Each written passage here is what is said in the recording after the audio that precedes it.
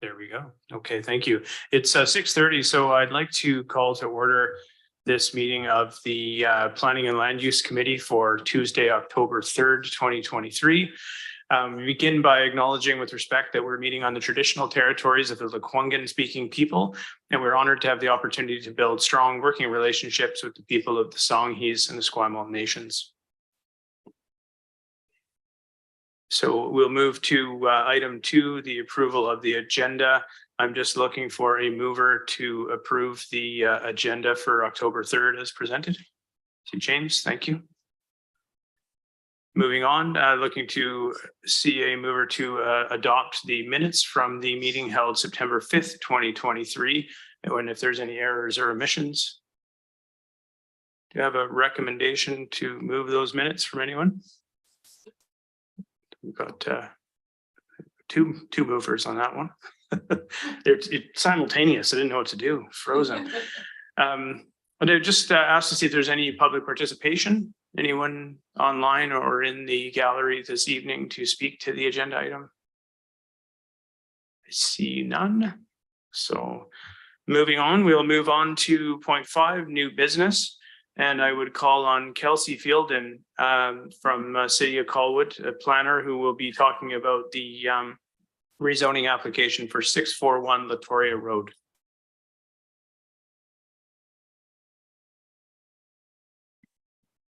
Thank you, Mr. Chair. So agenda item 5.1 is a rezoning application for 641 Latoria Road. So for some history, the application was submitted in June of 2022, and both internal and external referrals were sent and reviewed by staff in July of 2022. Feedback was then provided to the applicant for each resubmission, which resulted in 3 iterations to the site to comply with both site adaptive planning principles and the city's technical requirements. Concurrently, the applicant conducted community engagement, and the summary is provided in the staff report. The proposal is before you tonight for consideration. The property at 641 Latoria is just west of the intersection of Latoria Road and Veterans Memorial Parkway, and is a wide yet narrow hillside lot, just over 7,600 square meters. It is currently zoned R1, which is Colwood's standard single-family zoning. The area is designated as hillside and shoreline in the official community plan and located within 2 environmental development permit areas. The applicant is requesting to rezone to a new comprehensive development zone to enable the development of a 29-unit, 3-story townhome development with an environmental protection covenant area. The neighborhood hillside and shoreline designation supports ground-oriented multi-unit townhouses up to 3 stories. It is also intended to be exceptionally supportive of protecting natural features and sensitive ecological areas with a 40% minimum open space guideline. As the site is located within the hillside environmental development permit area, the site is subject to site adaptive planning principles. A natural assets and tree inventory was undertaken, which then determined the buildable and non-buildable areas of the site and identified the key environmental features of the land. As part of that review, an environmental protection covenant area of just over 1,500 square meters is proposed, which does connect to the existing environmental protection covenant area in Olympic View. The proposal underwent 3 iterations to work within site adaptive planning principles, as well as meet the city's technical requirements. The proposed CD38 zone outlines the permitted uses and regulatory requirements of the proposal, which does include attached housing and a maximum density FAR of 0.7. The neighborhood hillside and shoreline permits ground oriented townhomes with a maximum density of 1.2. A development notification sign has been posted on site per council policy, and postcards have been sent to neighbors within 75 meters. Further, 2 notices within a local newspaper have been sent, and notification on the main Colwood website has been posted. The applicant is here tonight and will be presenting, and will also be available for any questions you may have. So as part of the condition to rezone to CD 38, a development agreement will be registered on title with the following conditions: that road dedication along Latoria Road be provided, an environmental protection covenant be registered, and the buildings be built to some green building features. The full details can be seen in the staff recommendation in the beginning of the report. So for options and alternatives, committee may wish to consider recommending to council one of the following options: the staff recommendation, defer, deny, or outline another option identified by this committee. Thank you for your time. I'm happy to provide more information if you have any questions after the applicant presents. Thank you, Kelsey. Appreciate that. We have a presentation from the applicant, Sam Ganong from Formwell Homes. Sam, if you want to go ahead.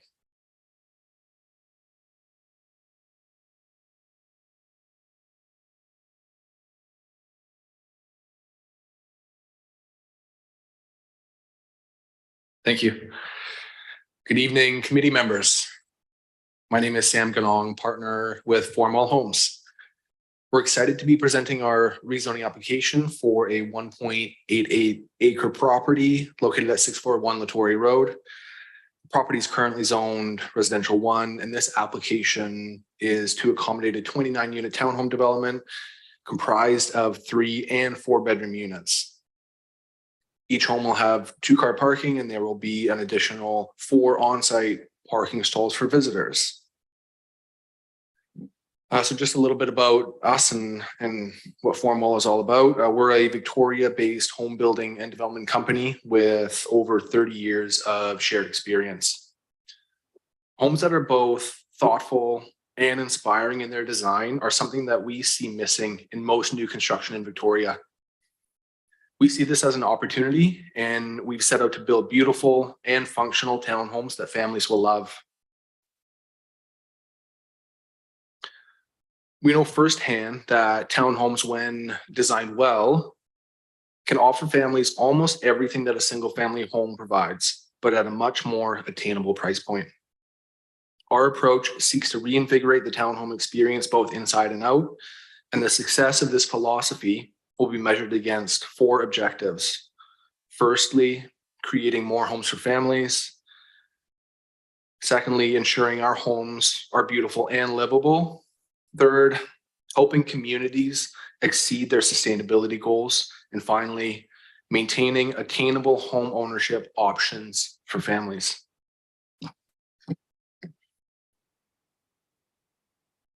Our vision for this particular development is to continue bringing a diversity of housing options for families into Colwood at attainable prices while respecting the natural environment.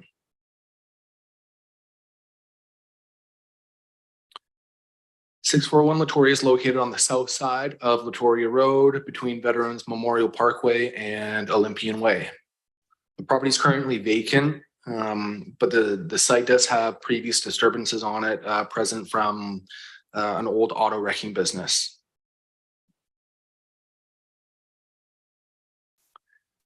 Colwood's OCP has, in this particular instance, overlapping land use designations for the subject property, being the neighborhood center designation, as well as the neighborhood hillside and shoreline designation. The neighborhood center designation envisions small scale mixed use centers up to with heights up to 4 stories and densities up to approximately 1.75 FAR, while the neighborhood hillside and shoreline designation envisions ground oriented buildings up to approximately 3 stories. With a density of up to approximately 1.2 FAR. While both of these designations were considered in the initial planning and land use discussions, staff's recommendation was to proceed based on the neighborhood hillside and shoreline designation. A quick comparison of those 2 land use designations alongside our townhouse proposal helps illustrate our compliance with the OCP's guidance for land use and built forms.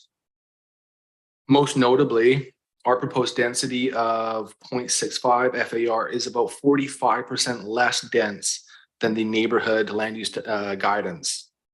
And touch on this later, but this reduced density is the result of incorporating the site adaptive guidelines by prioritizing green space retention and working with the site's existing grading wherever possible.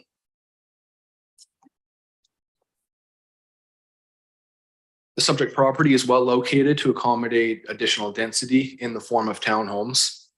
Everyday amenities, including grocery stores, pharmacies, schools, coffee shops, and parks are all within walking distance. Those rings just indicate a 5-minute walking distance and a 15-minute walking distance. This section of Latoria Road is also identified as a proposed buffered bicycle lane, creating an opportunity for residents to rely less on their cars for those small trips that feel just outside of comfortable walking distance. The transit network also serves this proposed development very well. The new townhomes will be located adjacent to the Latoria and Veterans Memorial intersection, with both of those streets being frequent transit networks.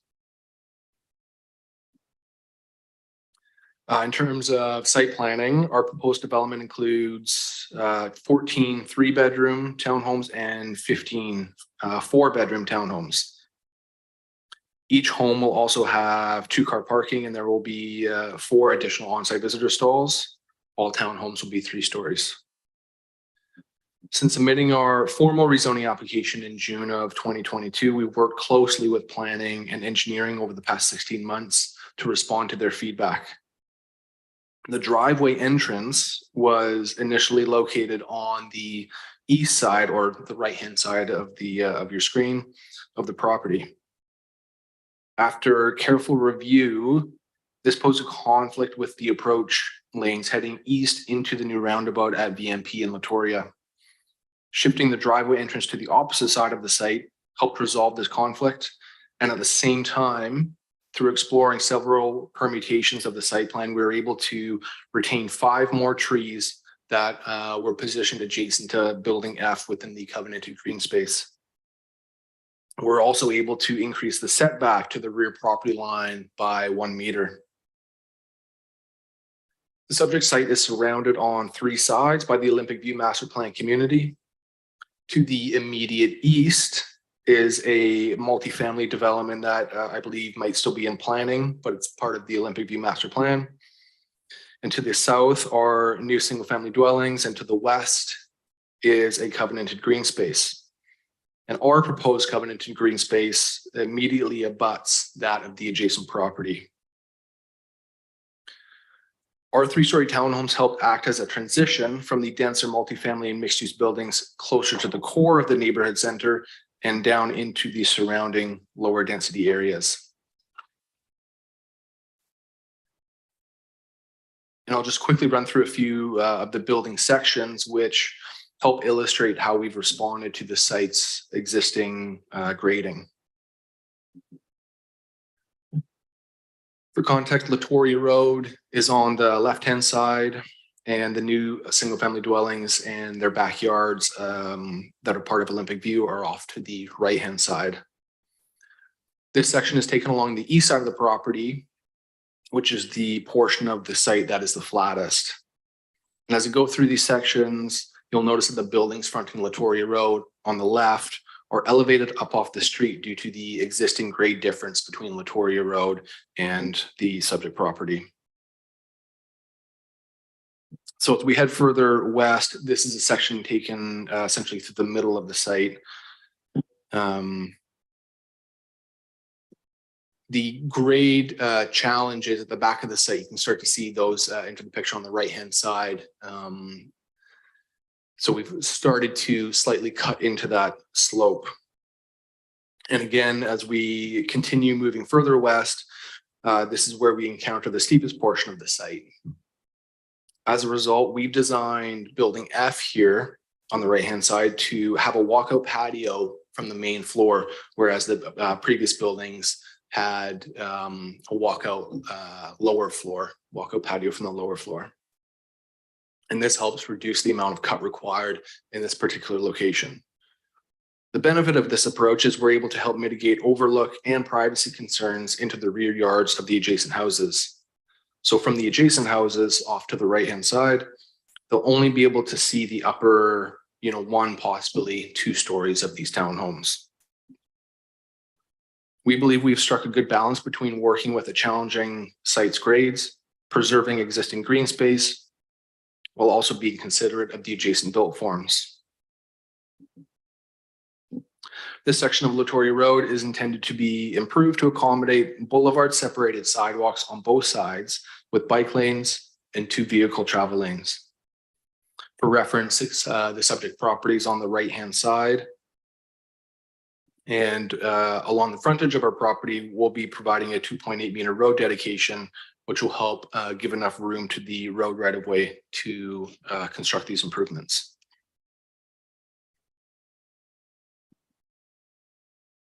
Overall, we've been able to incorporate 50% green space into the proposed development and retain 15 bylaw protected trees. With steeper slopes and a nice cluster of mature trees along the west, all of our iterations of the site plan have maintained a natural state green space of 20% shown in the darker green area. The balance of the green space and landscaping opportunities are shown in the lighter green areas, and that brings our total green space to 51%.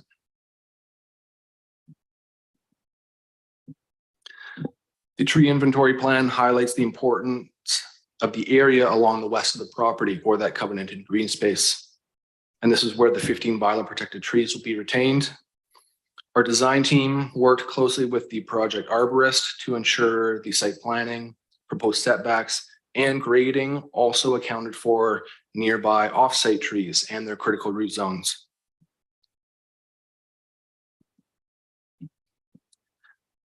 For the on-site trees that do have to be removed, we've made a commitment to go above and beyond the municipal tree replacement requirements. Our goal across all of our developments is to achieve a 10-to-1 replanting ratio. And we prioritize our tree planting as follows. First, of course, we look to retain trees on site. And second, we look for replanting opportunities on site. But to achieve that 10-to-1 replanting ratio, we know we have to find some opportunities offsite as well. And this is where a partnership with Tree Canada factors in. Tree Canada is the only national nonprofit dedicated to planting and nurturing trees in rural and urban environments. So alongside Tree Canada, we connect with the municipality where our development proposal is located to identify municipal planting opportunities. And just a quick note, tomorrow we're actually conducting our first urban reforestation planting event in Langford, where we'll be planting 50 new trees on municipal lands as part of this program. And lastly, if we're still short of our replanting goal at the municipal level, our contributions to Tree Canada will then be directed towards larger planting projects within BC.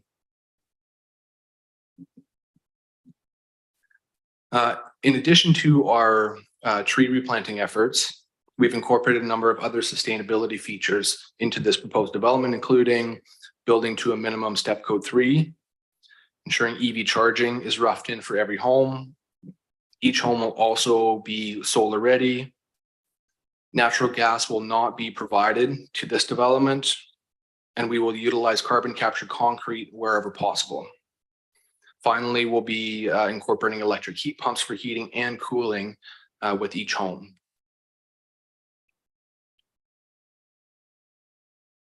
So to wrap up and quickly summarize, we're excited at the opportunity to build new townhomes for families in Colwood.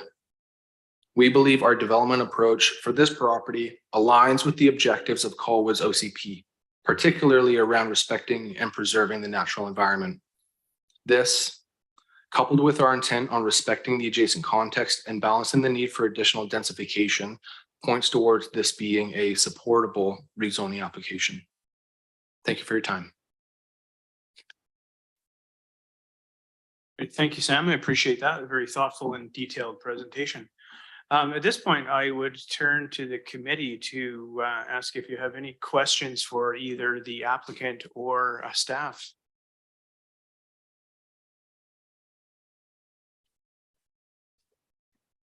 Okay.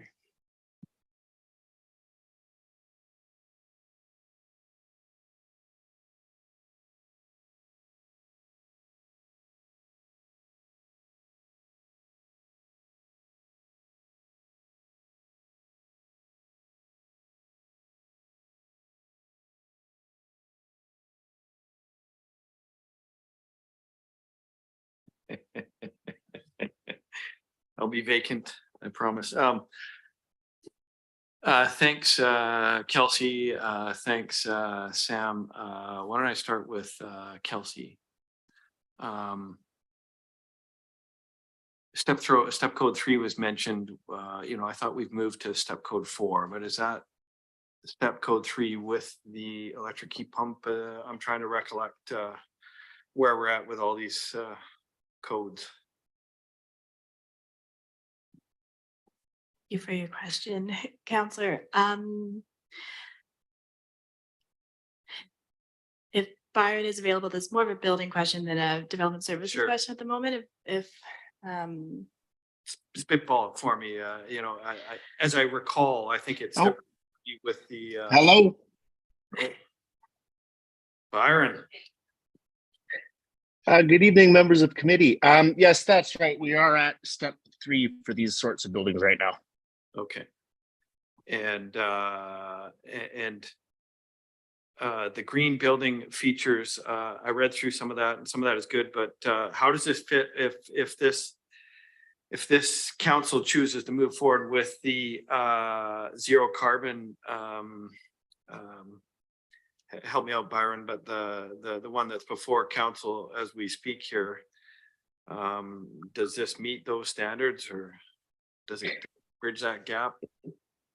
Yes, thanks for the question through the chair. That would meet EL4 of the zero carbon step code. That's correct. Perfect, thank you. Sorry, Kelsey, I guess that wasn't a question for you. I have a few other things. I think they're probably for the applicant.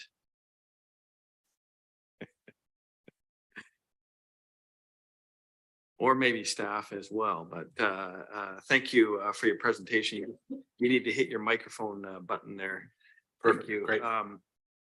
I like the explanation about the entry and exit from the property, and this current version certainly makes more sense, but I wondered why we wouldn't collect. I think I understand the answer now, but when I looked at this, why wouldn't we connect straight through to Olympian?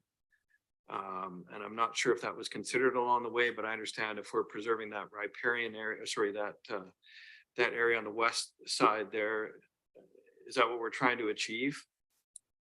Because in my mind, it seems that collecting traffic through to Olympian and then out to Latoria Road would make more sense. Yeah, so the corner at Olympian and Latoria is part of a covenant. So that rock outcrop is all protected on Right, the Olympic okay. view side. So we couldn't blast it to create a road access. It is quite high. Yes. Okay, thank you. But I do like the current version as opposed to the earlier version that was fairly close to the roundabout. I can appreciate that. No one specified whether these are intended to be rentals or free market. Or There'll is it- be strata for sale. Gotcha. And that site was, again, anecdotally, you're correct, so I'm told, was a car wrecking operation. Has there been, or is there any concerns that exist as a result of contaminants? Have we done that detailed work as far as an assessment of the property? We have. Part of our due diligence was conducting a phase 1 environmental. The phase 1 environmental identified, going back to even the early 2000s, a lot of the environmental and remediation work occurring then. And then in 2007, there was a certificate of compliance provided through the Ministry of Environment for the site. So our phase 1 just, I guess, corroborated all of the previous findings. Gotcha, thank you. So I love the green space and what's been done there personally. I think it fits nicely with that area. I don't see anything. Can you talk to me about on-site amenities? Beyond the charging station and the normal stuff here, but you're inviting families to move in here.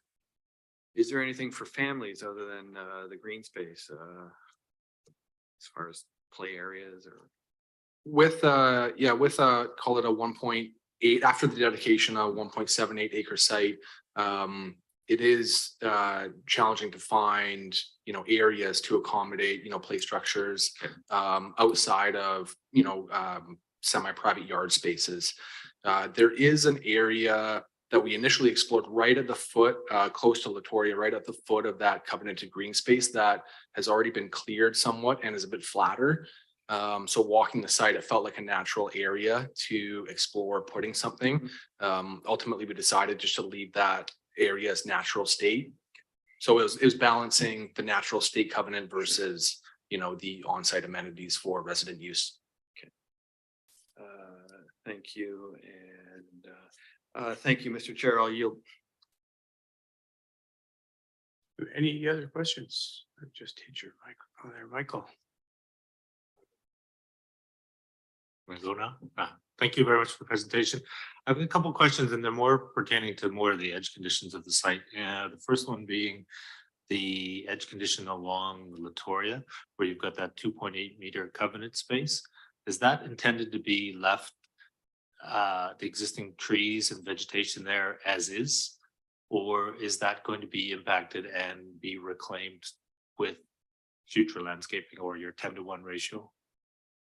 I believe that frontage, that 2.8 meter dedication will form part of the road widening improvements, because on along our frontage, there is no sidewalk. There are no bike lanes. There's a transit stop there, but there's no sidewalk to the transit stop. So that dedication affords Colwood the ability to have the room for all of those infrastructure improvements. Right, so there's a fairly long stretch of tall trees up along there that looks along the road that would probably have to be removed in order to reclaim the road, the bike path, the sidewalk, the transition space, then the houses. Right? Yes.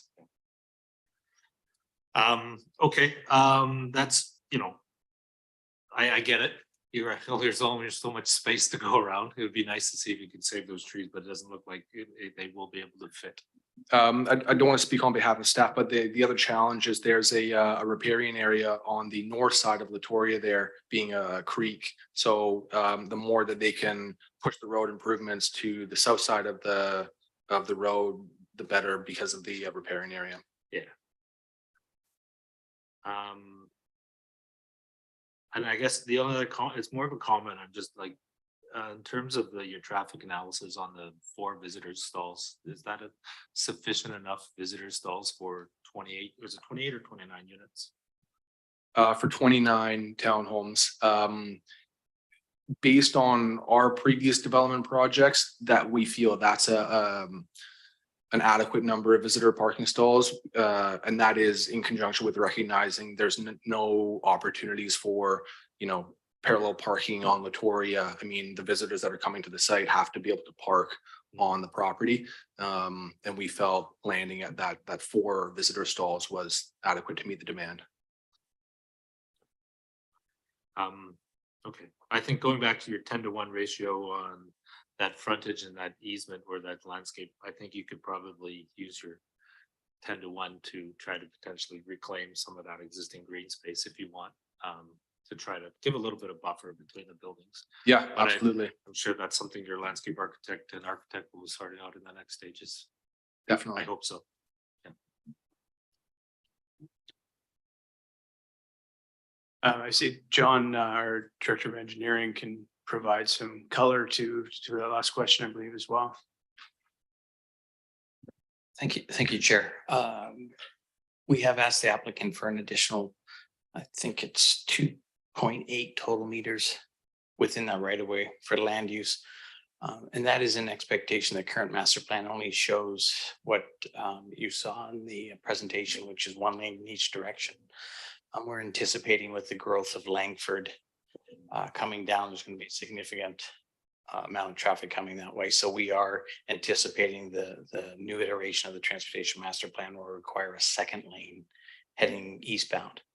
So we've asked for an additional 2.8 meters. Current direction from council is to put sidewalks on collectors and arterials back against the property line. So it would take that sidewalk right back to the property line. And then there'd be some boulevard space and then a bike lane. So what we will try to do in the design stage is to see where best the bike lane would land and the boulevard would land to perhaps save some trees within that right of way. So the difficult part is when you're trying to do site adaptive, but you're also trying to do active transportation. With active transportation, there's certainly grade limits with cyclists and so on, that you can't have an 8 or 9% grade going into the area. So unfortunately, it's likely that as that cross section shows, you just flatten out the area, so we'll blast it all away. But we are hoping to maybe in the interim, because we don't need that third lane right away, is run a bike lane next to the existing area, leave that boulevard area for, you know, a decade plus or minus, and then at some point do all that blasting and do the right of way when that's needed. So I hope that helps.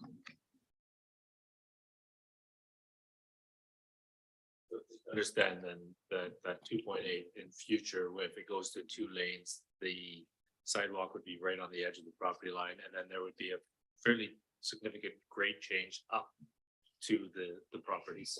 Significant. Yeah, I mean, in some areas, as that illustration shows, the land does kind of go up, comes and then comes back down. So I would anticipate a retaining wall plus or minus 3 meters all the way through that. So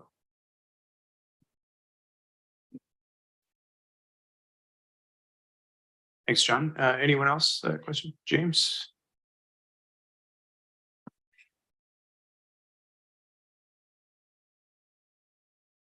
Yeah, I just wanted to start off by saying that this actually checks a lot of boxes from my particular perspective, specifically things like moving towards electrification, not relying on natural gas, your philosophy of developing sustainability goals for communities, and the carbon capture concrete objective that you have. So I really do like everything you have. And even in the amendment proposal that we're bringing forward today, there's even things that are you're driving towards. There's a couple of things I want to help maybe reconcile and see maybe a commitment towards. The amendment proposes the 2-to-1 tree replacement ratio, while your proposal is saying that you're committed to a 10-to-1. I would perhaps like to figure out a way to make a proper recommendation that to council that we hold them to the 10-to-1 commitment through the amendment and not necessarily through a verbal commitment.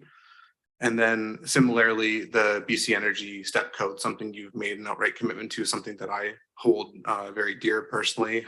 Having a high energy efficiency performant home is highly important to managing the energy use of our population. And it's excellent to see that you are committed to upholding that. And I'd just like to make sure that like we have some level of enforcement and not more than and something more than a verbal commitment. Yeah, I mean, again, I might have to defer to staff on how to craft that or embed that into the rezoning application and the approval thereof. The 10-to-1 tree replanting ratio, yes, it does go above the 2-to-1 ratio. In discussions with staff, there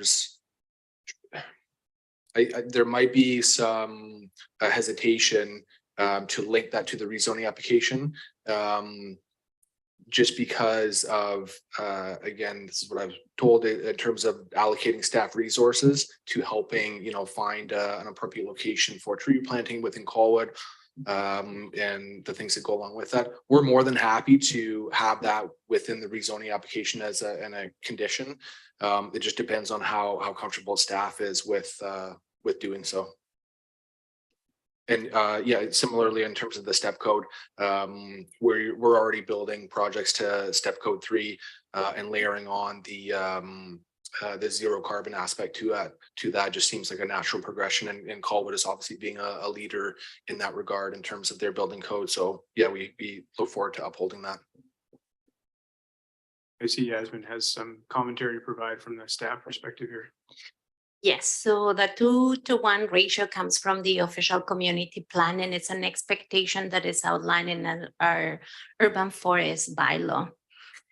So when we ask for 2-to-1, we're asking for trees that are a specific size, a specific caliper, so that and perhaps Sam can elaborate more as to the commitment of 10-1 with Tree Canada scheme is what I understand to be small saplings that get planted at large volumes because of how trees may or may not survive. The tree planting requirements of the urban forest bylaw have an expectation of more mature trees with a minimum height of 1.5 meters, a caliper size.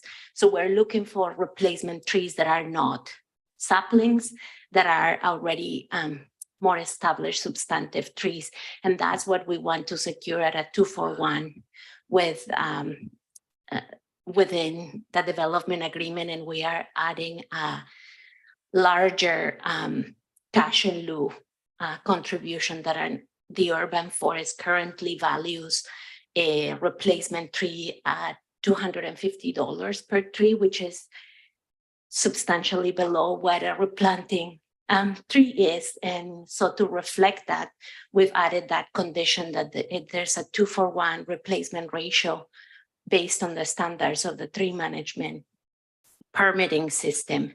And we're expecting a cash in lieu contribution in the case that they are not able to replant on site, that whatever deficit is there of trees they get paid at $1,000 per tree that is not able to be replanted on site.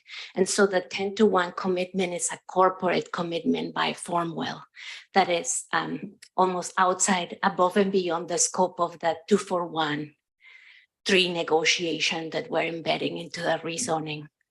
The reason that we're not able to, I would say, support it as a wholesome approach is because we don't have the staff capacity to manage a volunteer crew, identify sites. We have a parks department that is quite leanly staffed, and we have a number of other priorities. We want to make sure that whatever approach we take to our rezoning, we're able to replicate that approach with other developers. And so we don't want to walk down the path of setting a process for which we don't have resources to implement at a larger scale consistently going forward. So we're sticking to the urban forest bylaw parameters and expectations, but definitely recognizing that as a corporate commitment, Formwell goes above and beyond, and we'll be looking to do 10-1 on the volume size, but in terms of standard requirements for sizing, we're expecting 2-1 on however many trees get lost. Thank you, Yasmin. Appreciate it. And James, maybe just follow up from the chair. While I don't believe I would share the statement from Yasmin that incorporating the 10-1 ratio into the application before us probably doesn't fit. I think it's not unreasonable to suggest that, council could ask the applicants at a later date to see if they'd be willing to provide a report, 1 year's time, something like that, to give some indicator of their success with that. So there would be other ways to, get some insight into the completion of that commitment anyway. Yeah, totally happy to concede to the needs of the city on that front, and there's been a lot of good discussion, so not too particularly worried about that. I know we've touched on the 2-1 tree ratio. I was also interested on the city's position of enforcing a step code. I know Councillor Jansen touched on the fact that there might already be some existing bylaw requirements that I might not be entirely privy to, which is of course my bad, but I'm interested to understand what requirements are there to ensure that the commitment is upheld. Yes, so through the chair, so a rezoning application, probably between rezoning and building permit, there could be a good number of years that separate a rezoning to a building permit. And at building permit, any application that comes in for a building permit submission must meet the requirements at the time of application. And so currently, as Councillor Johnson and the manager of building and bylaw department have mentioned, we are at step code number 3 for townhomes, and we are looking to progress that, advance that step code and potentially look at the zero energy code. I'm probably not naming it properly, but we're looking to progress those conversations. So it is likely that by the time this application comes to a building permit, there is a different expectation or standards, and developers are familiar with the process. At time of building permit, you must meet the requirement at the time. And I think that's why during Sam's presentation, he said at a minimum, we are going to be doing step 3, because it's what's today's standard. Going forward, probably Councillor Jensen or Byron can elaborate more so on the timeline or expectation that the city has to keep us going towards a more energy efficient build form. Yeah, I definitely have a couple more things. Sorry. First off, thank you for the clarification and apologies for the negligence on understanding the current requirements. This may be a very similar question, but I know that you are, and I'm talking to the applicant now, you're promising rough-in for electric vehicles. I'm not entirely familiar with the existing requirements for what level of charging is required, like what the actual dedicated amp rating of that circuit is, but similar question for like what those requirements actually look like.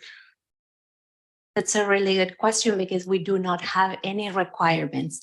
So that our parking bylaw was adopted probably 1.5 years ago. And the next phase of our update to the parking bylaw will be looking at EV charging and requirements, embedding requirements on that aspect. But currently, as of today, there is I don't believe that there is an EV charging requirement whatsoever. It's on pause for development into the future. So at this point, the roughing that they are proposing is above and beyond the expectation, because we do not have a requirement, so to speak. So that's yeah, if we want to establish a requirement and negotiate that, I would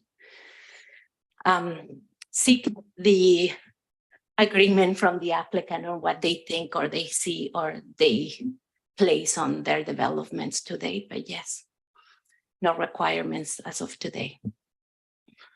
Do you have a current idea as to what infrastructure you intend to provide to your units? Yes, so our current townhome project that is just about wrapping up, it's within the city of Victoria, but comparable. We've roughed into a level 2 spec, so 240 volt, level 1 being just like kind of the base kind of charging, kind of like a trickle charge. Level 2 isn't quite the level 3 being the rapid charge. So it's just a solid way of charging your vehicle. Thank you. And to wrap up my statement, I'd like to thank you for being so forward looking in your proposal. Appreciate it. Thank you very much. Councillor Jansen. Yeah, thank you. I think it's largely been answered by Jasmine, but this language about green building features, and why are we not using language that speak to our step code and our requirements, or is that the verbiage that we use for the rezoning application? I mean, I understand it gets more specific as we move to a development permit and a development agreement, but yeah, we used it as a header, that will give us a place to locate all sorts of features. Like in the I guess coming on the heels of council adopting the climate action plan, we wanted to show that we already engage in negotiations at rezoning to try and highlight the importance of these features for council and our community. And so we wanted, it goes beyond the energy step code, but what other features can be incorporated into the homes and trying to highlight that. How is this townhome better than maybe the townhomes that we approved 5 years ago or 10 years ago? And you did specify that it's the standards at the time of the development permit that are applicable, not from the date of rezoning, right? Because of that gap. So yeah, so there's no grandfathering of today's standards for a building permit application into the future. At building permit application, they will need to meet the building code requirements. And if we get to amending our parking bylaw requirements and embed into it EV charging requirements, they will need to, at a minimum, meet our basic requirements at building permit. Thank you. And committee member Perry, there's no apologies necessary because these codes are literally evolving as we speak. And we just had a presentation like a week ago about the zero carbon emission or zero carbon. Basically the next level. So it's all evolving as we speak. And currently we are at step code 3, plus the heat pump actually takes it to nearer to step code 4, if I recall correctly as well. So thank you. Are there any additional questions from the committee? Trina. I also applaud the fact that you're taking this from R1 to perhaps 6 or 7 single family homes and providing 29. I think that's great.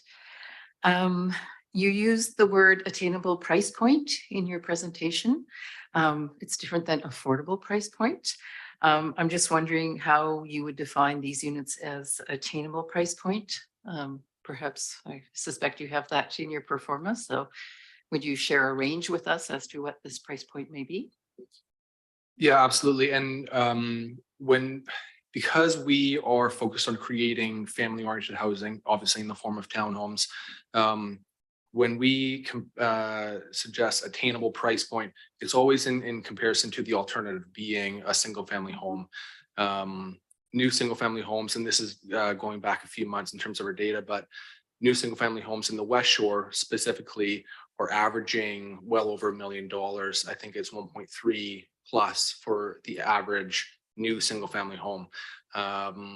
So the price discount that we're hoping to bring to market for townhomes ends up being likely in the mid-8s, which translates into, I might get the, if you just bear with me 1 second, I don't want to get the numbers wrong.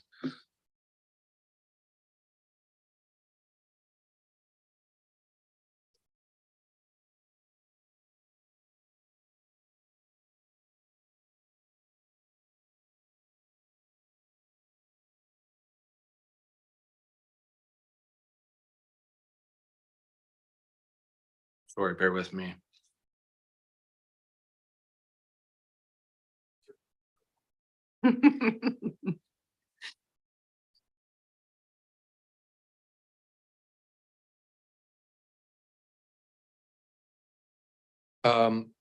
So what that means is a family would have to save $100,000 less to be able to afford the down payment for a townhome at that price point versus a new single family home, which means also on the income side that they could earn as a family $70,000 less per year to qualify for that townhome as opposed to that single family home.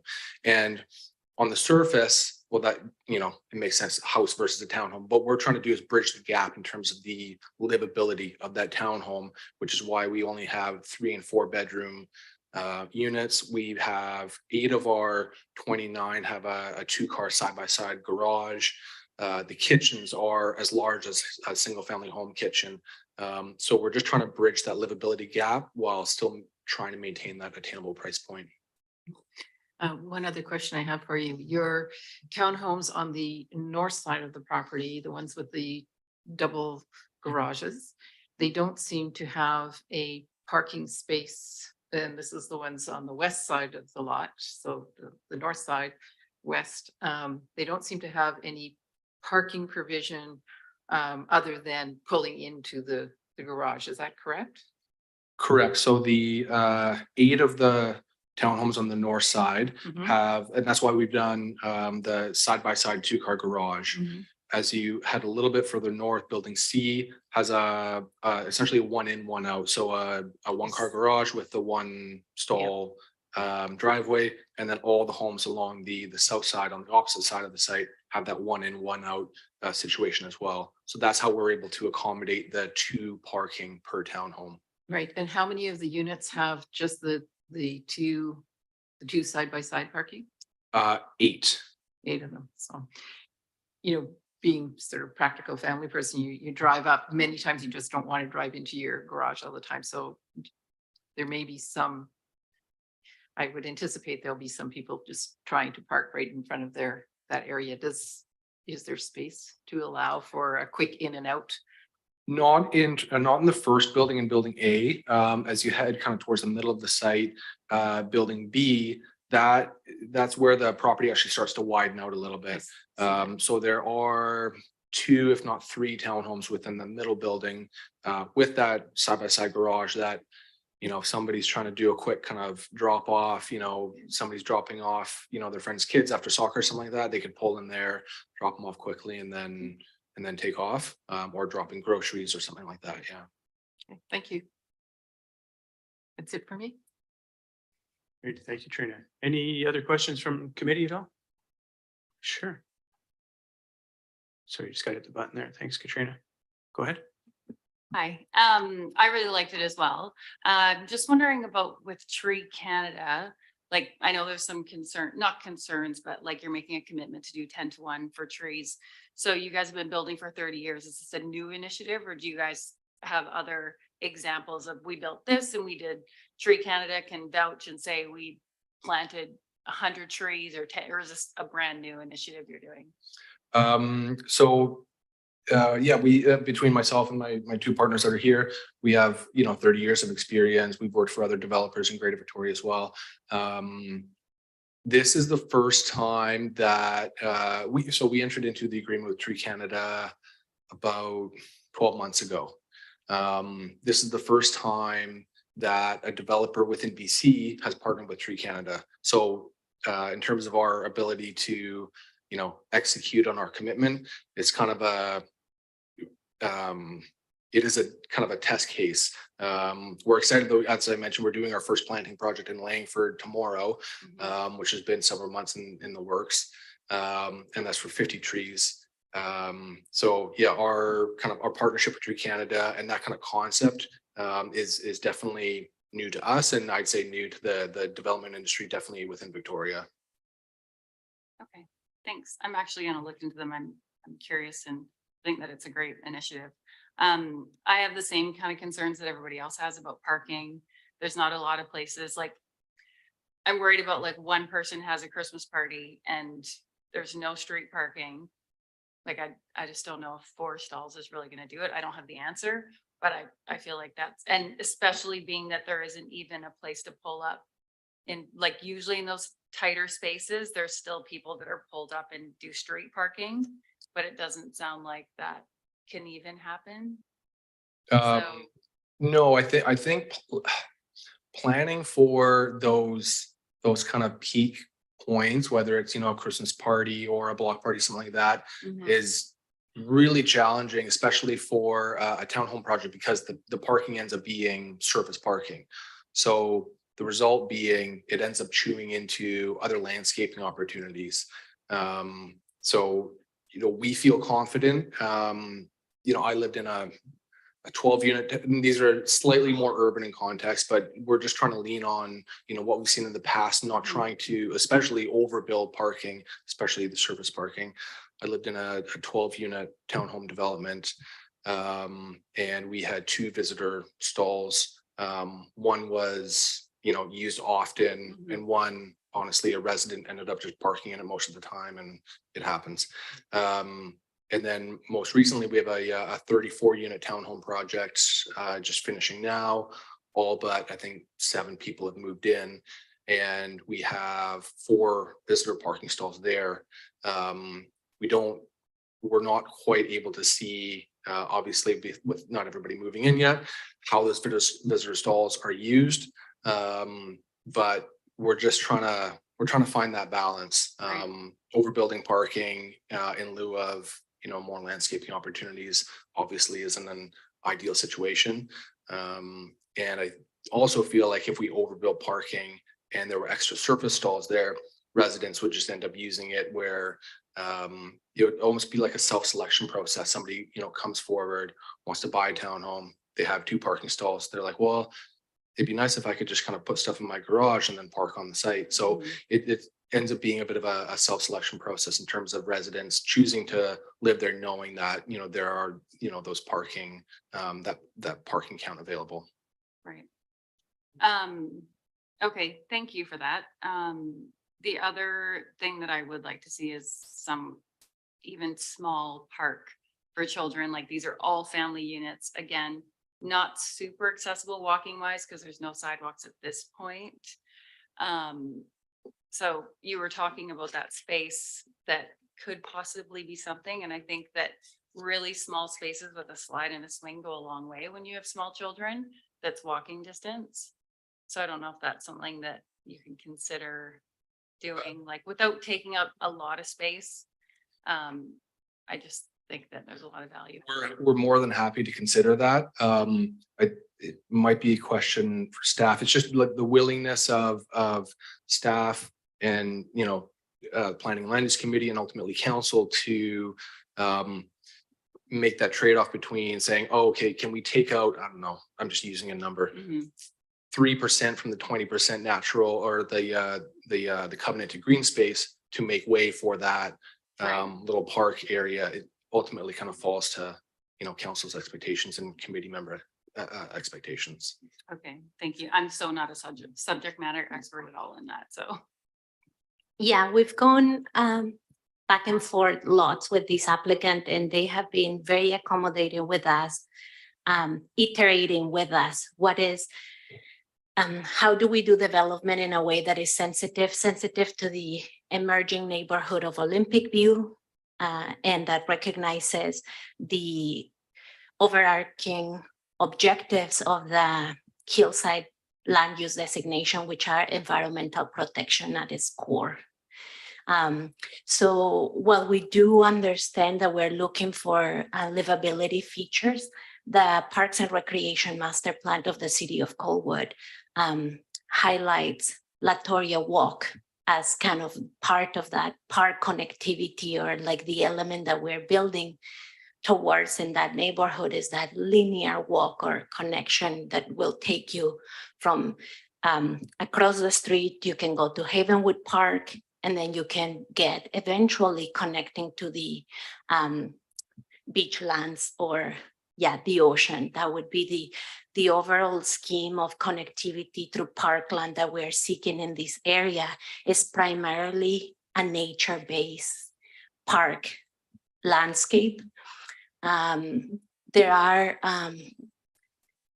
potentially other sites where we can leverage an outcome of a playground. We have found that delivering playground spaces in the hillside is very difficult. We are trying to place an expectation on developers to minimally blast and to minimize the use of retaining walls.